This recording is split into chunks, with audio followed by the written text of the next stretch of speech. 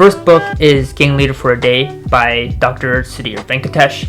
This is an ethnographic work in the United States during his time as a PhD student. He befriends members of a gang nearby and writes about the daily lives and social perspectives of the gang members, as well as the surrounding community. So, as you could probably guess from the name, he essentially becomes a gang leader for a day. The book brings forward many of the taboos and misunderstandings around gangs or the underground economy. The next book I recommend is Evicted by Matthew Desmond. This is a Pulitzer Award-winning book, and it highlights the housing crisis that is ironically, or not ironically, so grounded and prosperous here in the United States. It abstracts from the personal lives of various tenants, landlords, or prosecutors, among others, towards a more holistic view of the entire complicated system. The next book I want to recommend is Privilege. This essentially is the other side of the perspective from Gang Leaders of a Day or Evicted, and it's written by Dr. Shamus Khan. He writes about his experience returning to his alma mater of the St. Paul School, which is an elite boarding school, and it centers around how these upcoming elite class students and individuals come to perceive their own privilege in light of the meritocracy. The next book is A Moonless, Starless Sky by Alexis Okeowo. So moving away from the United States towards Africa, this book is a fascinating account of 4 stories in 4 different places in the continent of Africa. The storytelling is just magnificent and unbelievable about these individuals and their communities, as well as the overarching structure of the different forces that play upon their personal lives. Now moving towards China, the next book I want to recommend is called The Power of Tiananmen. And you may have heard of the Tiananmen Square incident in 1989, where the students sat in to protest against the Chinese government. And this book essentially writes about the historic buildup of the event, as well as the many misunderstandings that occurred during this time. One of my favorite, I'm paraphrasing here, but metaphors that he uses regarding this misunderstanding is that the students and the government were playing 2 different board games. One was playing chess, and maybe the other one was playing the game of life. And essentially that's how the different powers of legitimacy within our political systems probably get constructed or get destructed. The next book I want to recommend is Rape of Nanking. This is the heaviest book I will probably recommend today. It's by Iris Chang, and she writes about the atrocities that occurred in Nanking by the Japanese government during World War II. And she also highlights different people that tried and organizations that tried to intervene during this time and try to maybe bring a silver lining. It brings into light how easily we as humans can come to justify and normalize actions that we will all be terrified of in hindsight. Now circling back to the Americas, the next book I want to recommend is MS-13, The Making of America's Most Notorious Gang. I read it on my Kindle, but it's by Stephen Dudley, and he writes about the different stories and experiences of people within and in the periphery of the famous gang MS-13, which was largely demonized by Donald Trump.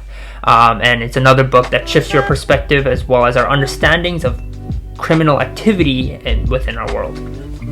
And the last ethnographic work I want to recommend is Killer of the Flower Moon.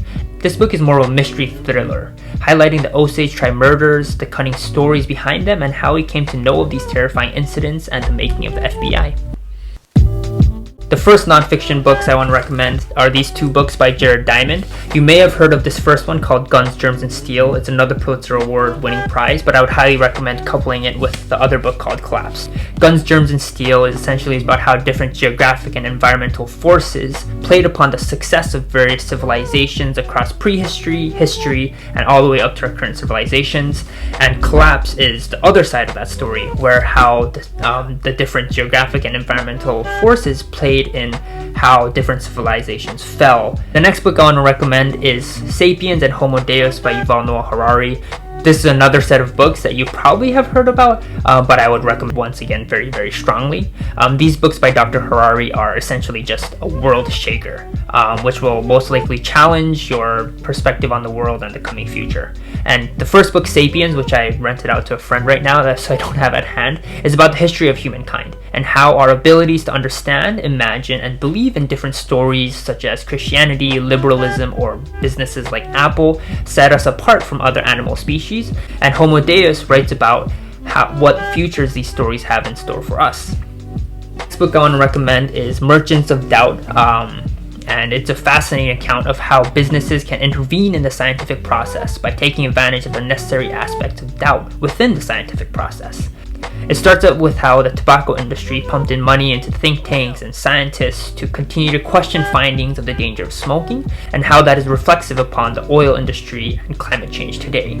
Naomi Oreskes, one of the authors of the book, is also the leaders of a new form of study called agnotology, which is essentially the study of ignorance, which seems so prevalent today, and so much talk of misinformation and mistrust and all that kind of stuff. So a really good introduction to not only climate change and business and science, but also this being reflexive upon our world today. The next book I want to recommend is The Birth of the Pill.